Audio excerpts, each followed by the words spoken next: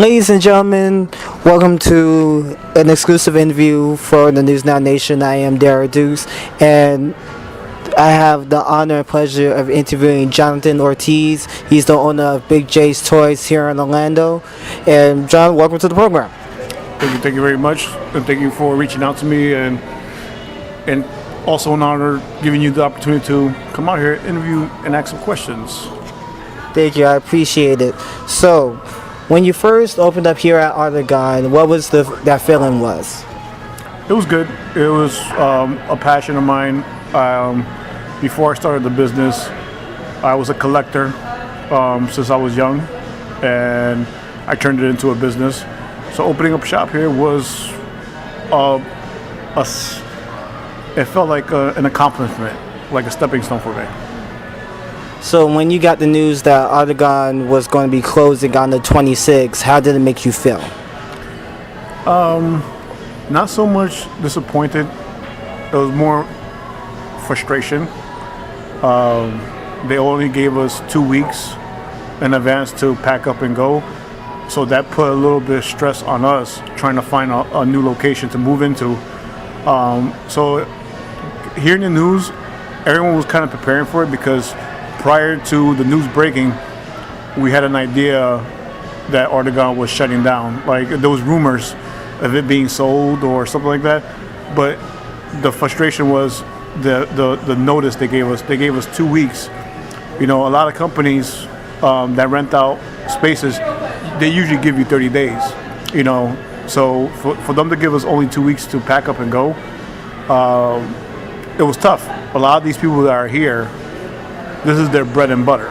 You know, this is how they make a living.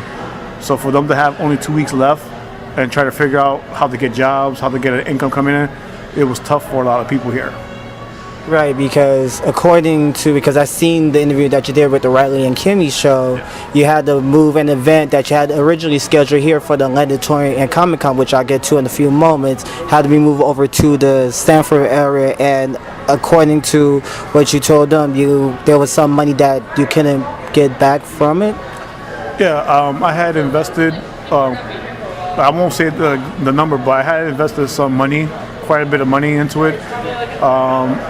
A lot of time and effort was put into it, and for them to give us the 2 weeks and then for it to land 2 days prior to the show, it was a tough pill to swallow because me and my partner, which is my girlfriend, put a lot of time and effort into this event and advertising it through Facebook, and then buying thousands of flyers to pass out, and talking to people about it and letting people know.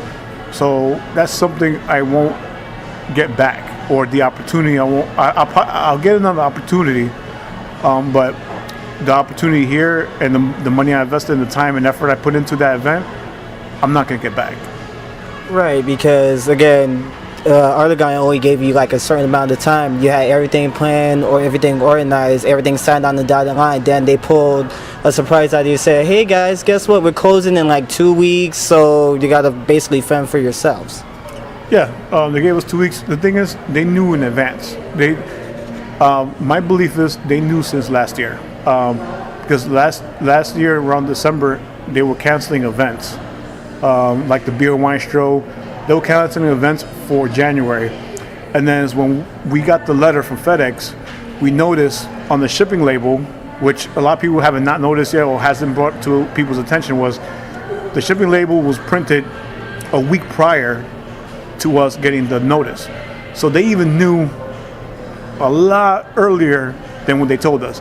And they claimed management, David, which, yeah, he came from New York to tell us personally, but he knew because when we got the FedEx letter, the shipping label was printed a week prior to the January 12th. So they knew for a while what they had planned.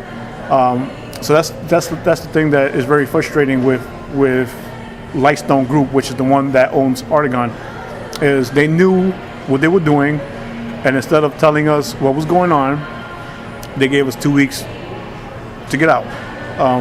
It's tough because a lot of the vendors here really can't fight it because in our lease agreement, it states they could tell us to get out for no reason, and they give us 7 days to get out. That's part of the lease agreement.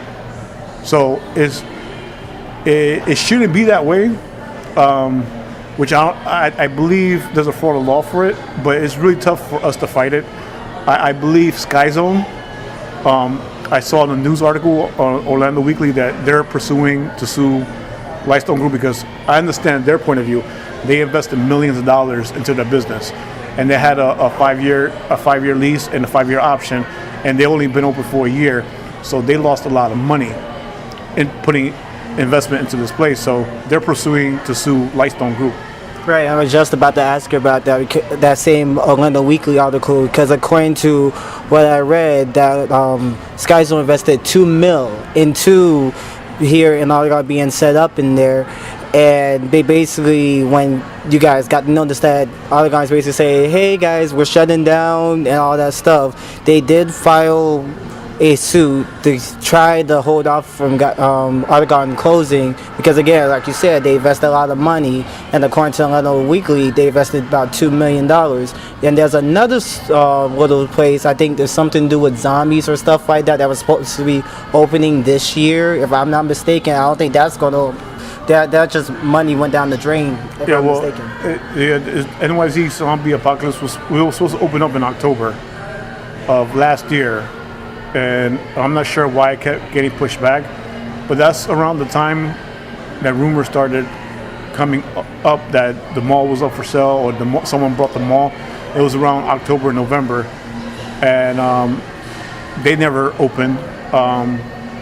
So they were close to opening up, so I'm not sure if they're going to pursue any type of lawsuit against Artegon. I'm not sure. I wouldn't be surprised if they did, because they invested a lot of money. But as far as I know, the only person that is pursuing a lawsuit against the company is Sky Zone. Are you going to jump in with Sky Zone to pursue the lawsuit, or do you think that Sky Zone should only handle this by themselves? Well, Sky Zone has a better case than I will. All I know is I know that Artegon does owe me money. I won't get into too much details about it, but they do owe me money. They owe me a security deposit back, and they're supposed to reimburse me some money for some stuff that was on the lease. So if I don't get that back, I might do like a small claims in the future. But right now, my main focus is to rebound and open up a new location, and then worry about that later on. But Sky Zone, they have multiple locations. They're able to go after Artegon. They're able to do that. They have the deep pockets for that. At this moment, if I don't get the money that they owe me, down the road, I'll probably do like a pursuit of like a small claims, because they owe me, about $2,000. So if I don't get that back, they'll probably hear from me. But if I do get it back, I'm just gonna leave it be. Do you have a specific time frame when, by the time the mall closes and you get a new location to pursue getting the $2,000 back? Well, they told me by February 10th that I should have, by February 10th or even sooner, I should have that back. So we'll see by then. Like I said, right now my main focus is to find a new location and try to rebound and start at the new location, and then I'll worry about that afterwards. Right now, I'm not going to worry about it. It's not like I have millions invested like Sky Zone. If I had like that much money, then yeah, I would definitely pursue. But at the moment, I'm not going to pursue that. And speaking on the new location, I remember when I contacted you earlier, you were in the process of trying to find a new location. How's that going so far? I can't get much into details. Right now, everything is a proof of smoke. We're looking at multiple locations. Nothing has been finalized. I am partnering up with somebody else, but at the moment, there's no definite location yet. But once everything is finalized and the papers are signed, wherever happens at what locations, I will be blasting it on social media, and we'll be advertising the crap out of it. Okay, I know for a fact you'll be at the Orlando Touring and Comic Con, which is on the 29th of January. I know you're going to be in operation here till about the 23rd. Care to elaborate between the 23rd and the con? I will be definitely operational here until the 23rd, which lands on a Monday. But after that, I'm going to focus more preparing, boxing up, and preparing to see if everything is finalized, or if I have a storefront, or not, or storage unit. But I will be operational after this weekend until Tuesday, which is the 24th.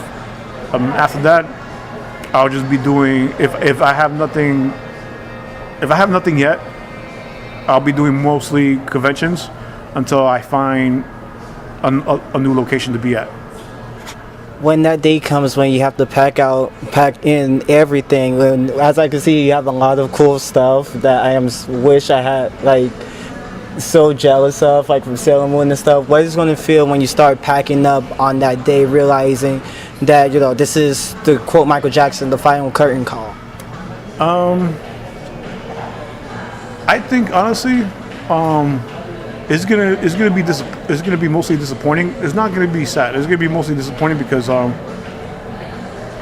when I started doing this business, I started in 2012 doing conventions, and as in 2014, I turned it into an actual business. The kids are accustomed to this mall.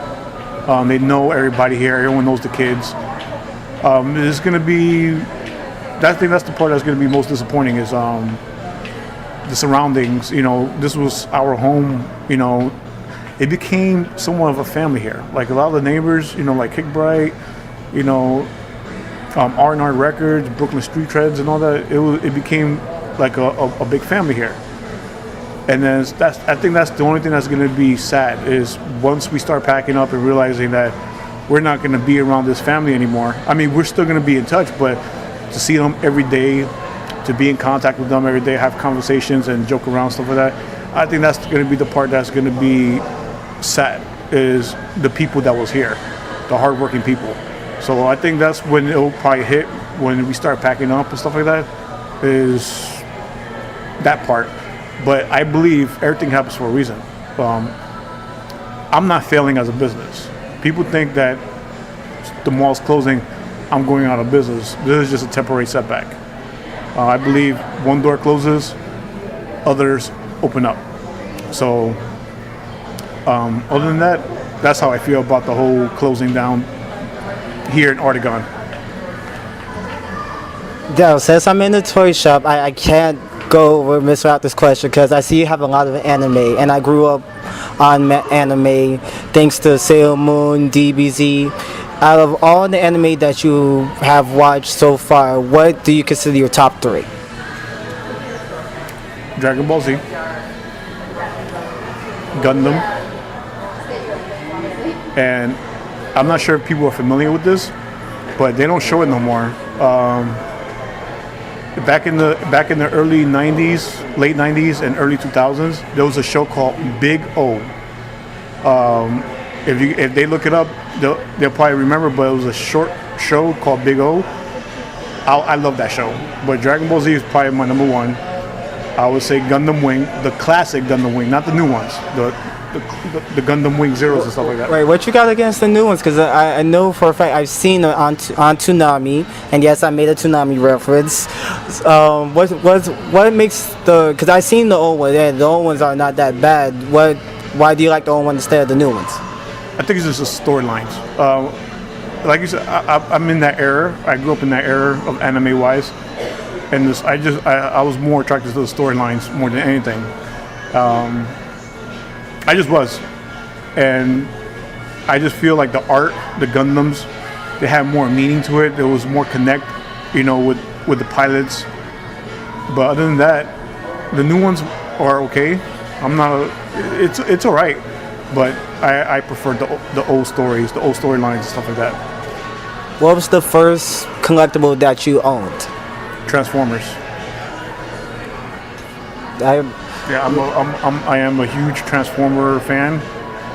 So that was one of the first things I brought to my collection, and that's probably the largest collection I have is Transformers. You know, at Universal they have a ride Transformer. Have you been on that yet? Oh yeah, I've been on there quite a few times. Yes, I have. On the scale of 1 to 10, how good is it? Please be honest. I would say if it was G1 Transformers, it would definitely be a 10. But since it's like the movie version, I would say probably like 7.5. Because I was never a fan of the new Transformers, which Michael Bay did. But I'm more of a fan of the original G1 Transformers. So if it was G1 status, I would give it a 10. But since it's the new robots, I say 7.5, 8. Okay, not bad. And there's just one last question. Have you seen any of the new DBZ that's out? Because I know Toonami here in America, they're broadcasting not one but 2 of the new series, the Final Saga with Boo, and another series that they just revived or finally got dubbed from China over here. Have you seen any of the 2? Yes, I have. Actually, one of the little ones, her name's Kimberly. She's a big Goku fan, and she loves watching them, so I have to watch them with her. But I have seen them. I've seen the storyline, also the Japanese dub versions and stuff. Not all of them, but I've seen some of it. So I'm very familiar with the new storyline with Dragon Ball Rose and the clone, kind of like I call him the clone of Goku.